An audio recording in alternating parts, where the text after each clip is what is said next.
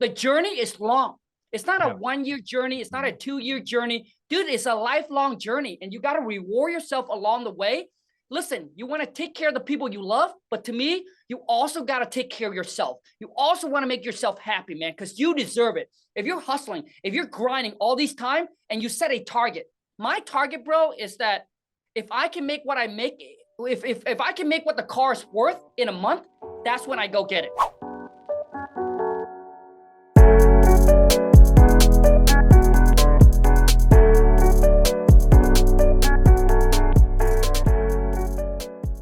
All right, everybody, welcome to the Real Estate Podcast. Today we have a very special guest. We got Khang. He is here. He is a multi-millionaire. He's a real estate investor, started off wholesaling, high school dropout, very experienced person, and I'm very excited to have him on today. Thank you for joining.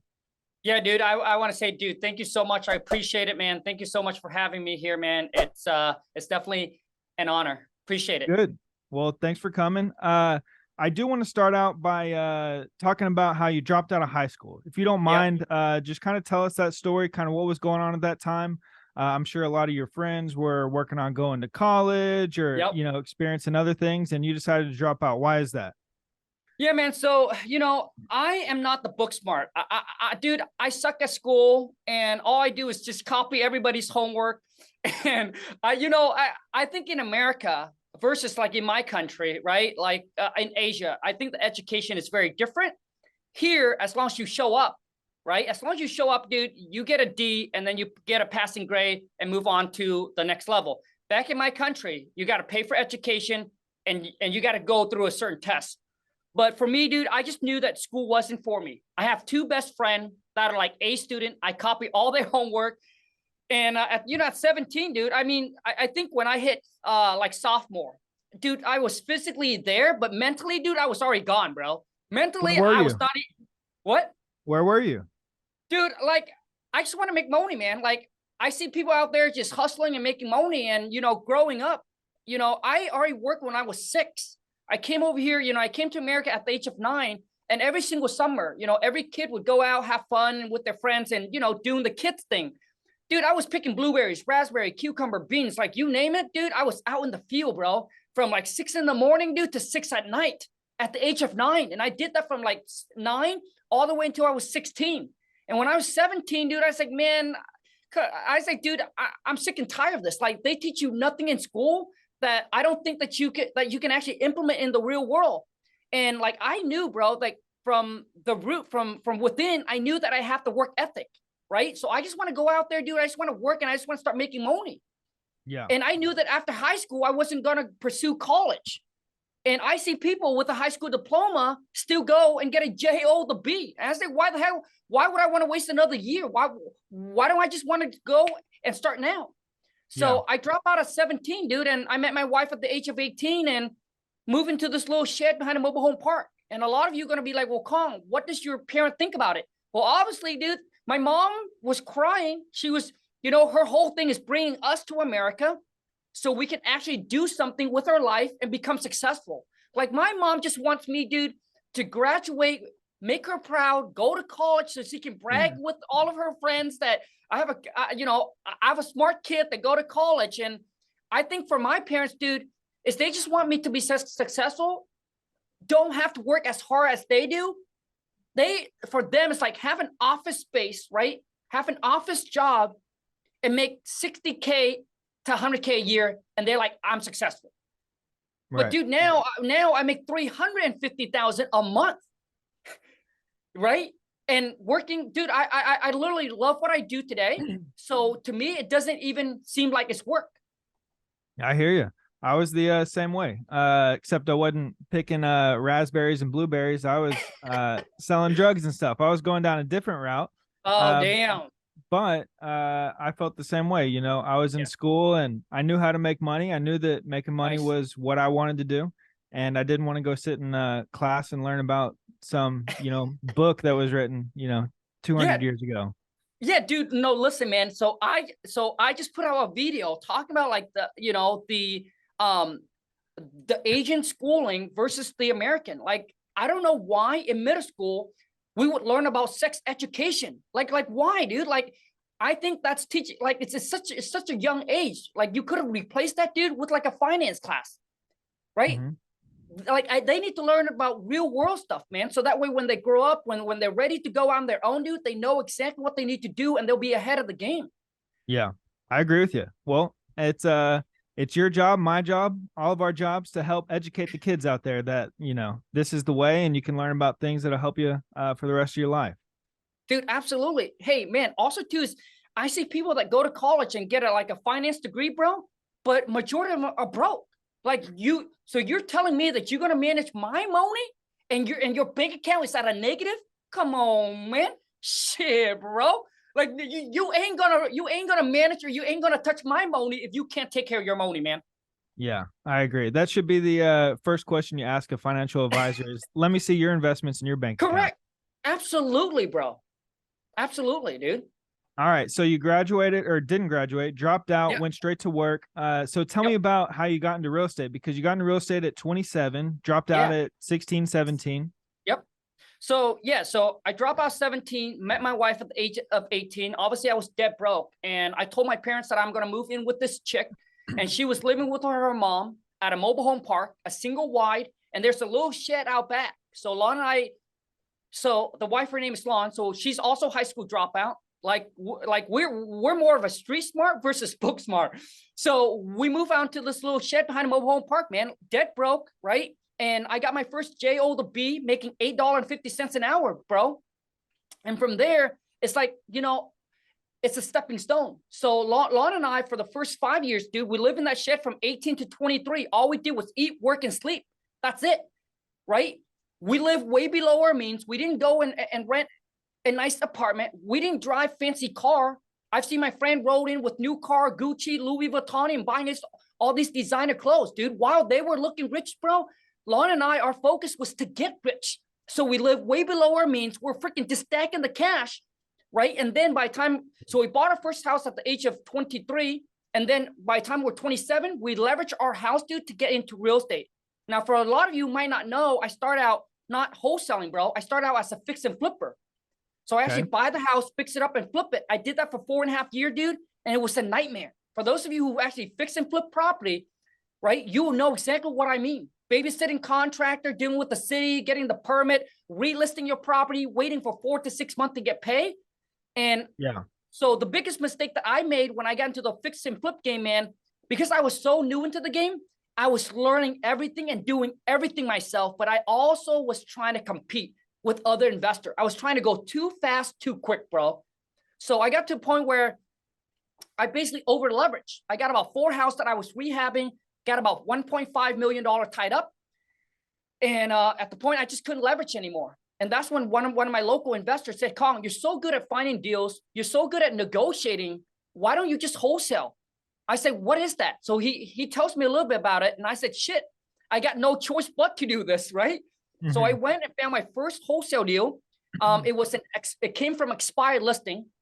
I sent a seller a letter, simply say, hey, my name's Khang. I'm interested in making you a free, no risk, no obligation cash offer on your property. If you're interested, give me a call back. Anyways, I got on the phone with her. We went back and forth for about 4 times or so. I met her at McDonald's, signed the contract, put $250 to secure that contract. I found the buyer in 2 days, sold that piece of paper, dude, over to someone else for $28,000 in 15 days. We closed on it. And I said, dude, this is the game I want to play. So you're telling me that I only need $250.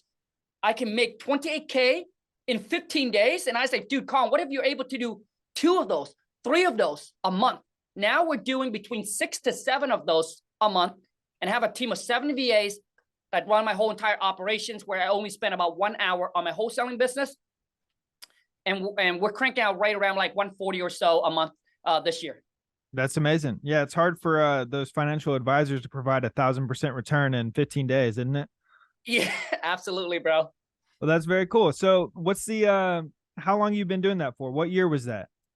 Yeah, so I think back in like 2012 or so. So I've been in the game for about like 12 years. But for wholesaling, it's probably 6.5 years. Okay, 6.5 years. And then along the way, I mean, I'm sure you're buying a bunch of real estate too, yeah? Yeah. So for me and Lon, dude, is that we're not about bigger. Sometimes bigger is not always better, bro. And let me explain for those that don't understand. So I paid $30,000 to go to these real estate mastermind where you get to you got to do at least 75 deals, and you get to hang out with some of the biggest real estate player in the country. And some of these guys and gal would do it $1 million, $3 million a month. So one of them will have 100 rentals, but guess how much they cash flow, like net take home, $10,000. That's it, because they leverage every single property, right? For them, it's like they leverage every single property, so they squeeze all the cash flow. So Lon and I, we rather have cash heavy and not. So to me, dude, as a real estate investor, you will find yourself at two different points.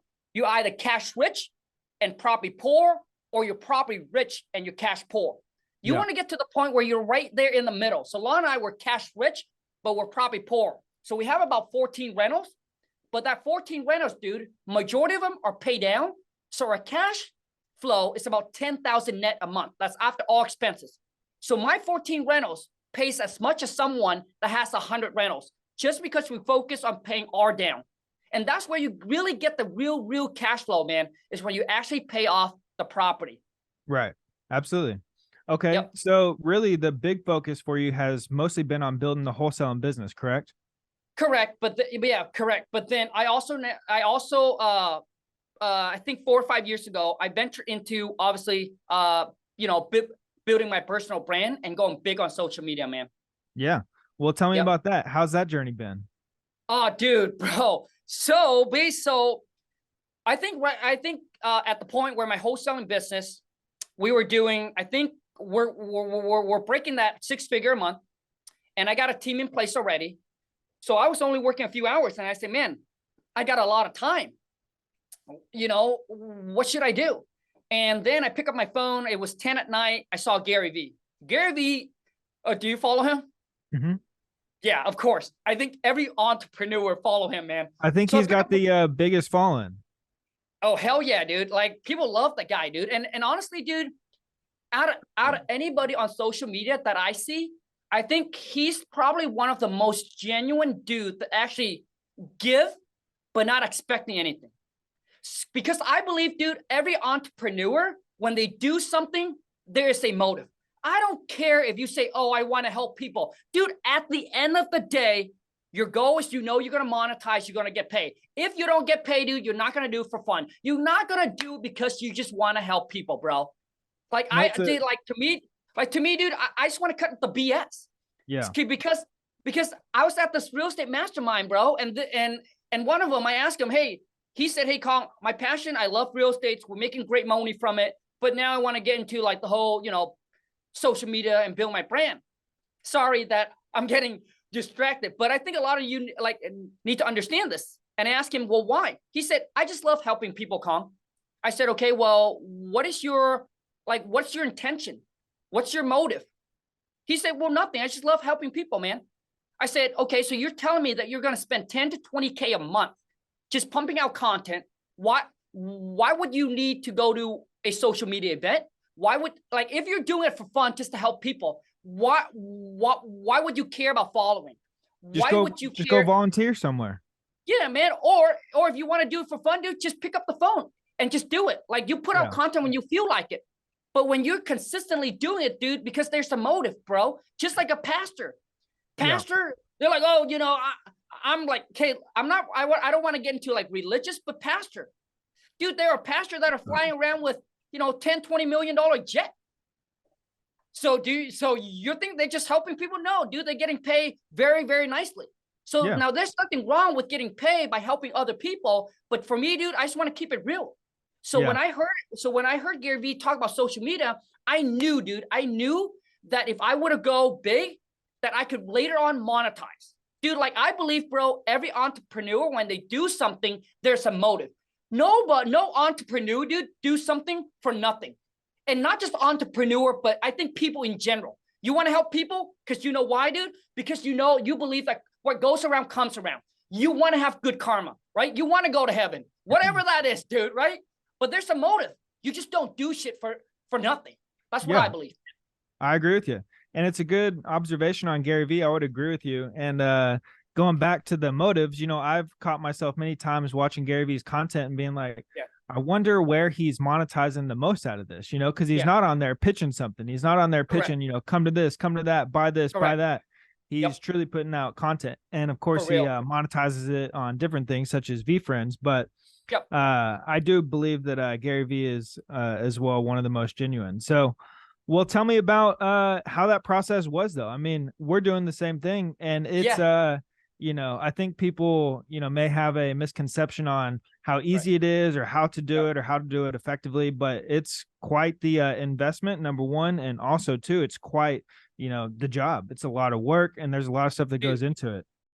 Hey, this is Alex, and I'm the co-owner of TRE. Since the beginning of time, real estate has created more millionaires than any other investment, and I want to get you involved in a community that will help you achieve your goals within real estate investing. I know you don't have the knowledge, connections, or resources to start investing today. Most people spin their wheels over and over and over without ever actually taking any action to successfully start investing. That's why I want to get you involved in our community so that you can get the hands-on support, training, and meet the other members that you can start doing deals with in order to start investing in real estate. You need to get in the room with the right people who can help you achieve your goals and get the hands-on support and one-on-one training that you need in order to start investing. Just click on the link in the description to join the enTREpreneur community today. Dude, absolutely. So, it took me about 5 years to now where we have about 4 million followers all across my social media platform, from YouTube to Instagram to Facebook. TikTok is probably my biggest account with 3.2 million followers. And, obviously I start just like everybody else. I start out first with YouTube, and I remember getting my first subscriber. I was like, man, must have been the wifey, right? Must have been the wifey, right? And I remember going live, and there was like 2 people watching me. Gotta be my mommy, gotta be my daddy. Yeah. But I think everybody start with one. And I think, for me, dude, for me, it's like people said, you gotta love it. I don't think that you necessarily have to love it. I think that you just gotta be willing to do whatever it takes. So for me, there's one more thing. I am just fortunate enough, bro, to actually got into social media and discover, dude, this is my passion. Like, this is what I love to do. Like, I can do this for the rest of my life until the day that I die, and it doesn't feel like work. Every day that I wake up, that I can create content, that I can do a podcast with you or whoever it is, and just provide, creating content, providing value. Like, I love teaching. Like, I just love it, man. And it happens to pay me very, very well. I think right now we're making between, $200,000 to $300,000 just from my personal brand. But yeah, I'm, so for me, for TikTok, that I blew up because I got in it pretty early. And this is when, I heard about TikTok, and I also heard about TikTok from Gary Vee. And I got into it very early, where there's not a whole lot of investor on there. And I just learned the freaking, I just went on there, dude. I spent like countless of hours just going through TikTok, watching and see what's working, what's not working, dude. And I just start pumping out video, bro. And I think within like 6 months, I went from 0 to like 1 million followers. No shout out, no pay ad, no nothing. A lot of you out there, man, like, oh, you tell your family, your friends to go follow you. Why? Like if you're good enough, dude, because your friends, your family ain't gonna buy shit from you. Right? They're not gonna buy shit from you. They're not gonna do business with you. What you need, bro, is you need strangers. Stranger is the people that got your money, right? So for me, dude, I don't pay shout out. I don't do none of that, dude, because you want people who follow your content to like your content and to vibe with you. Yep. I agree with you. It's pointless to have my mom follow. She already follows me.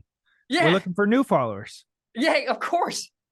All right. So we don't have a whole lot of time left, but I do want to talk about wholesaling and real estate investing for those who are looking to get started, right? I mean, we've wholesaled a lot of deals. We do a lot here in Austin, Texas, and Texas specifically. But everybody wants to be a wholesaler, right? If you're not licensed, easiest way to get in real estate, wholesaling. I'm gonna go out there, find some deals, be a millionaire in no time, which is very possible, right? It can easily be accomplished, but it requires work, it requires dedication, it requires all the things we've been talking about. So what is your advice to those who are looking to get started in real estate investing or wholesaling? What's your biggest piece of advice to them? Yeah, man. So right now, I think a lot of investors, wholesalers, actually don't know about this new method that we just been recently implement. Now, it's been around for a long time, but it just got extremely popular. And I think this is the new way to actually wholesale houses in 2024 and beyond. I don't care if you're in a states that require a license. This is called novation. Novation means that instead of, you go and you offer the seller at 30% minus repair, right? Like if the house is worth 100,000, you got to offer them like 40,000 or so, or 50,000 to make your wholesale, right? To make money in wholesaling. But what's nice with novation is that you can actually offer them close to retail value. So think about all the sellers that say no to your lowball offer. What if now you can actually offer them at a price that they would make sense? So let's say the property is worth 100,000. You don't need to come down to 40,000. What if you can offer them 80,000 or $85,000 and then be able to actually list the property on the MLS without a realtor license?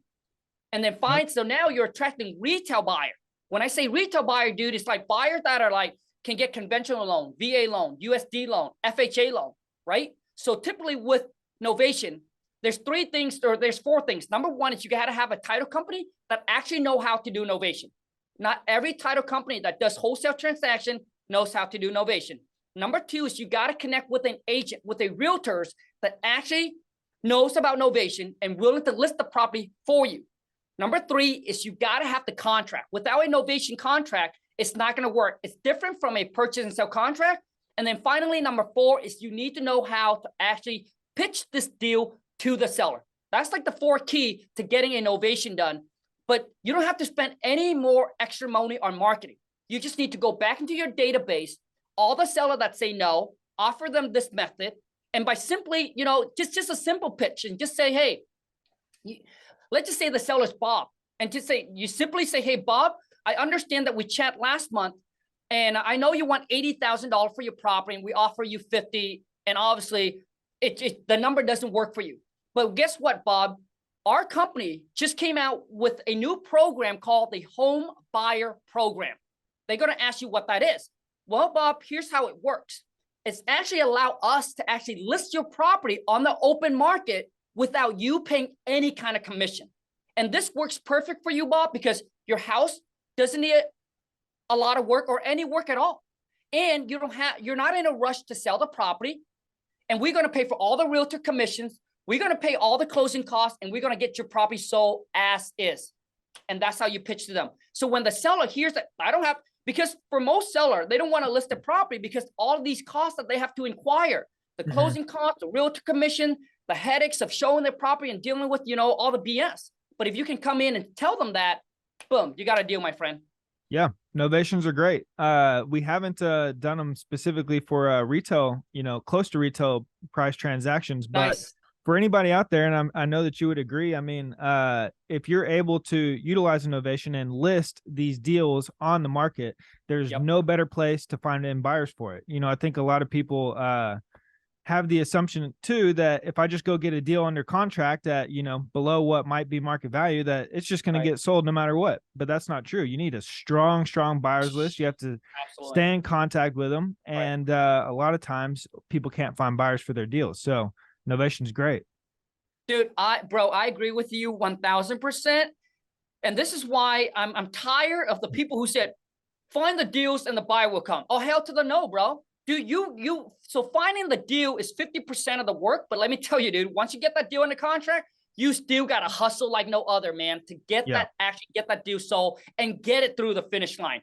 Until you get until you get the check in your hand or the money is in your bank account, dude, that deal is not done yet.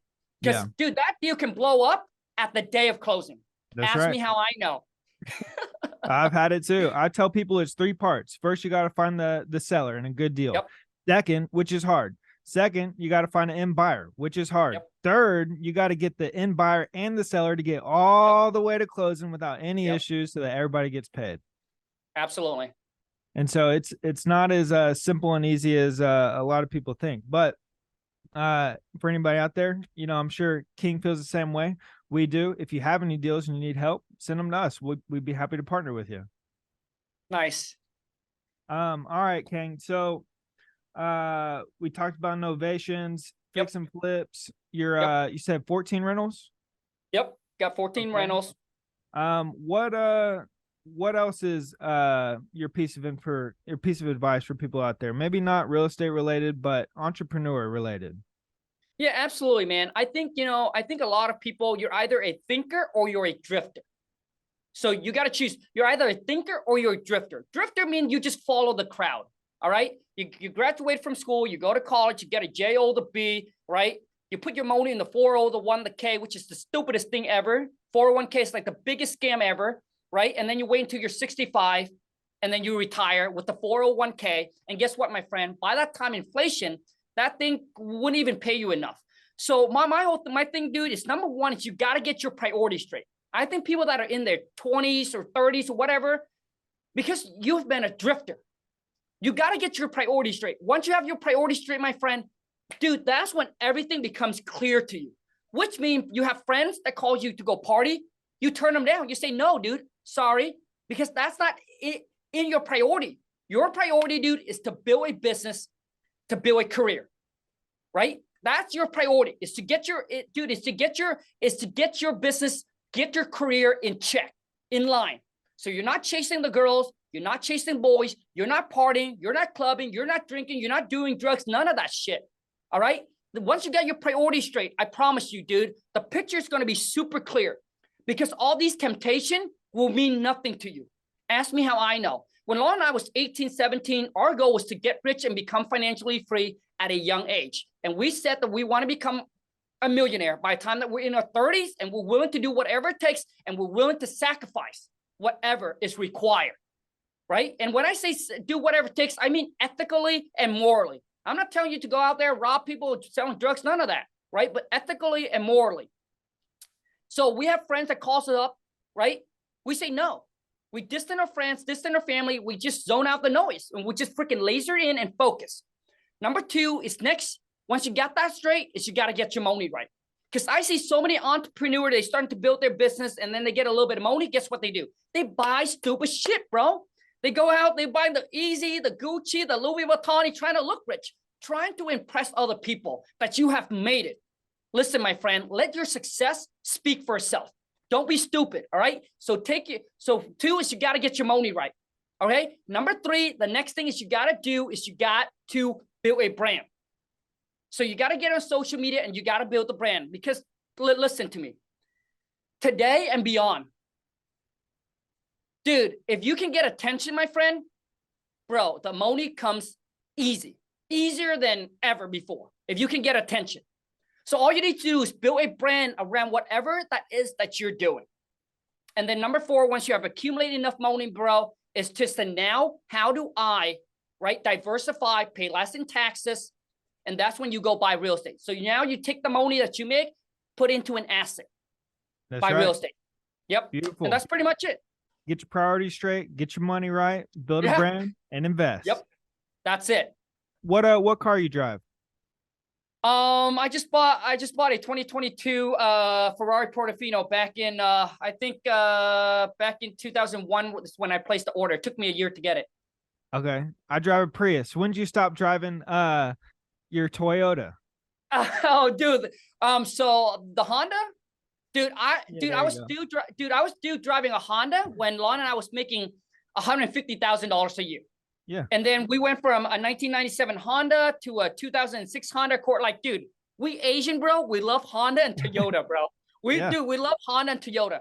And, people said, well, Khang, like the Honda still gets you from A to B. But it's, dude, listen, man, once you can afford it, it's not just about getting from A to B, but it's the fueling. Dude, it's the fueling. Like every single time when I get into it, man, it pumps me up. It motivates me. It just makes me so happy, dude, that I knew that all these hard works pays off. So, so I believe that, if you can afford it, you got to reward yourself, man, because the journey is long. It's not a 1 year journey. It's not a 2 year journey. Dude, it's a lifelong journey, and you got to reward yourself along the way. Listen, you want to take care of the people you love, but to me, you also got to take care of yourself. You also want to make yourself happy, man, because you deserve it. If you're hustling, if you're grinding all these time and you set a target, my target, bro, is that if I can make what I make, if I can make what the car is worth in a month, that's when I go get it. So my next one, dude, is actually a McLaren GT. But for me to get that one, because I already have a supercar, so for me to have that one, I got to do at least $500,000 a month for it to make sense for me. Yeah. Well, it's hard to be average in a Ferrari or a McLaren, huh? Yeah. That's beautiful. Okay. All right. So I know we're running up on time. Thank you for all this. It's provided a ton of value. We talked about, your experience, your mindset, what's needed, wholesaling, novations, a lot of value there for everybody who's listening, who is struggling to make deals work right now. Get your priorities straight, get your money right, build a brand, and invest. So for everybody watching who, is not one of your total 4 million subscribers and followers, where can they find you? Yeah, so you can find me Facebook, Instagram, YouTube, TikTok, wherever it is, just at Real King Khang. All right. Well, anything else you want to leave the people with? I just want to say, man, listen, you only got 2 choices in life, my friend, and you need to make the choices right now. One is to get rich. The other one is be a little bitch. And here's what I mean. You either be the boss or you work for a boss. But you got to make that clear, because a lot of you suck at being an employee and you don't want to take risks to become your own boss, right? So that's why you stay mediocre, right? So why would they pay someone at a company $50 an hour and only pay you $20 an hour? Because you're just an average employee. So figure out what it is, man. But if you want to be your own boss, you got to be willing to take risks and you got to commit, right? And it's going to require a massive amount of work, but obviously the reward is huge. And to me, dude, I believe, I believe that you're either making money or you're making excuses. Most entrepreneurs, dude, they don't make excuses. If dude, all they do is, you got to understand that we all have different problems. Like none of us has it figured out. Like you think of someone else that are making the kind of money you're making that had to figure out. Nobody had to figure it out, right? They all trying to get to the next level, which means they never been at that level. It's just a different battle that they have to fight and they have to figure it out. And every single one is successful. Never make excuses, my friend. They always go find a way to figure it out and get the shit done. They don't blame the circumstances. They don't blame the economy. They don't blame nobody but themselves. That's it. That's right. Heard it here first. King Khang, don't be a little bitch. Don't be a little bitch. Appreciate it, man. Yes, sir. Thank you.